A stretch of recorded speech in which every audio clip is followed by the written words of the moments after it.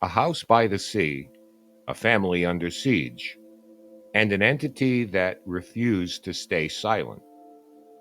When investigators entered a South Shields house in 2006, they thought they were documenting a haunting, but what they found was something even worse.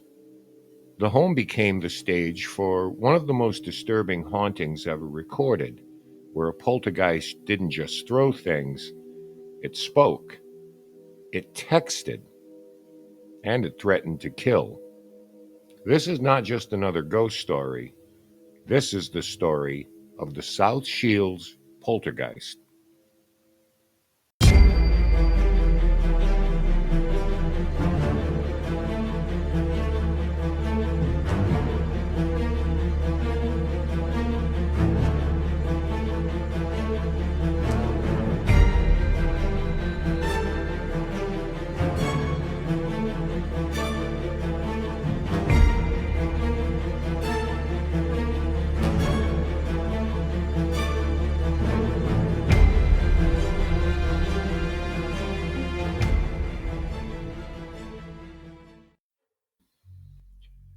December of 2005 began like any other winter in South Shields, England. The streets were quiet, lined with rows of modest houses, their windows glowing with warm light against the bitter North Sea wind. Inside one such house, a young family, Marianne, Mark, and their 3-year-old son, went about the ordinary routines of life. They prepared meals, tidied the home, and made small talk about the holidays ahead. They had no reason to believe that by the end of the month, their lives would be turned upside down by a force that would defy reason, science, and belief. It began innocuously. Toys appeared where they shouldn't have been. A plastic car, for instance, would be found in the hallway when neither child nor adult had placed it there. Doors creaked open on still nights. The air sometimes felt unnaturally heavy, almost pressing against them. At first, Marianne and Mark tried to rationalize it. Houses are old. Pipes creak.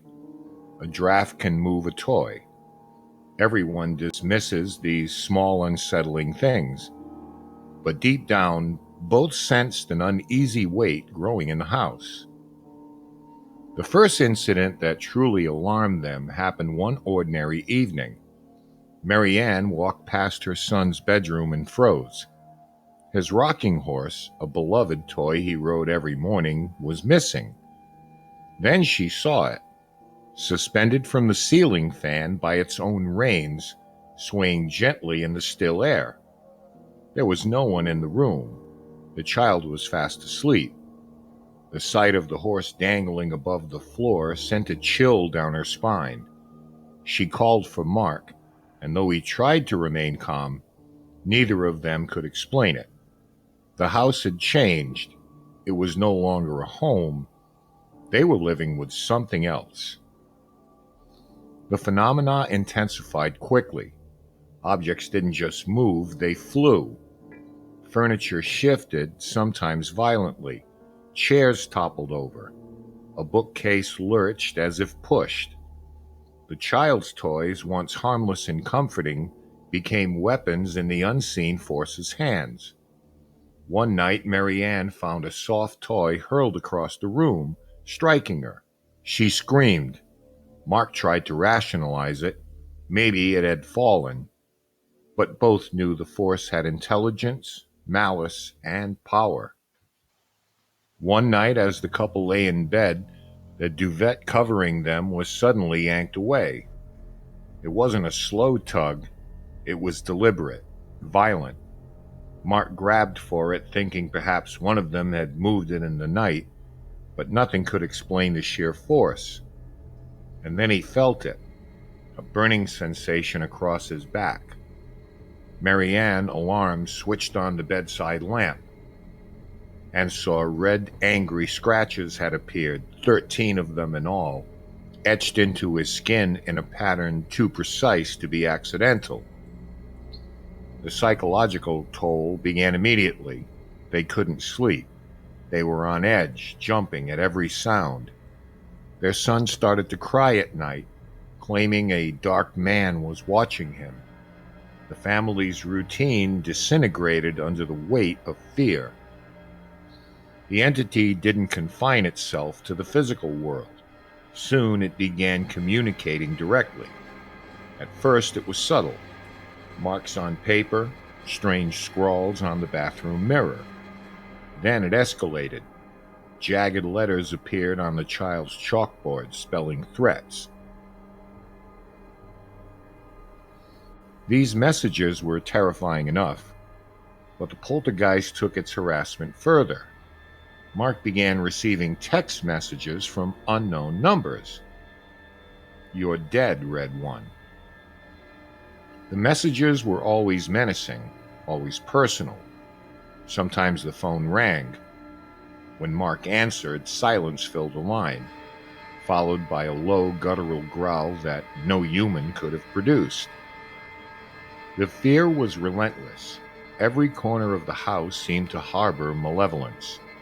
The family felt watched, stalked, and powerless. Nothing they did could stop the attacks. Desperate, Marianne and Mark called in paranormal investigators Mike Hollowell and Darren Ritson. These men were experienced, having investigated strange occurrences before, but even they were unprepared for South Shields. The moment they entered the home, they could feel it. The air was heavy and suffocating, almost tangible in its hostility. Their equipment began to register unusual energy spikes. Objects moved in full view of the investigators. A pen flew across the room. A toy car rolled slowly in a perfect line, stopping precisely in front of one of them. The entity was deliberate, aware, and intelligent. And then came the shadow. Not a fleeting shadow in a corner, not a trick of the light. A dense, three-dimensional form, blacker than darkness itself, materialized in the bedroom. It was humanoid, tall, solid, and featureless, but its presence radiated pure malice. It didn't flinch at the investigator's presence. It didn't retreat. It simply watched. And then it stepped forward. The investigators fled, shaken and silent, realizing that what they had encountered was beyond the natural. The case attracted attention from the Society for Psychical Research. Some theorized that Mark's stress during this period could have played a role. Recurrent spontaneous psychokinesis, a phenomenon observed in many poltergeist cases, can manifest as physical disruptions in the environment caused by a psychologically stressed person. Still, that explanation did not account for the messages, the figure, or the multiple independent witnesses. The family lived in terror for months. Sleep-deprived and anxious, they avoided friends and neighbors, fearful the entity might extend its reach beyond the home. Their child became withdrawn, often refusing to enter his own room. Meals were eaten in silence. Every creak, every draft, every misplaced object was a potential threat. Then, as suddenly as it began, the activity stopped. No ritual, no intervention, no dramatic exorcism, just silence. The house returned to normal, or at least appeared to. The family moved away, seeking safety and peace that had eluded them for nearly a year. The investigators documented every detail in the South Shields poltergeist case, but even they admitted that the case defied explanation. This poltergeist case remains one of the most disturbing modern hauntings on record. It was intelligent, aggressive, and personal in its attacks, a haunting that left physical and psychological marks. It was more than a simple spirit or restless ghost. Whatever it was, it had learned, adapted, and tormented a family for months before disappearing without a trace. And for the family who lived through it, the memories linger. Some nights, they will tell you even years later, the cold spots, the scratches, and the feeling of unseen eyes still haunt them. Skeptics called it hysteria, believers called it proof. But one thing's for certain, the South Shields case changed the way investigators view the paranormal. For months, the entity seemed intelligent, responsive, and cruel. And then, just as suddenly as it began, it stopped.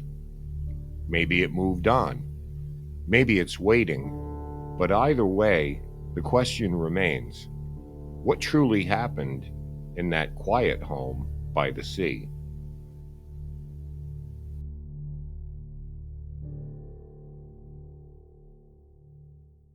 If you enjoy deep dives into paranormal cases, subscribe here for more true stories of hauntings, the supernatural, and unexplained phenomena.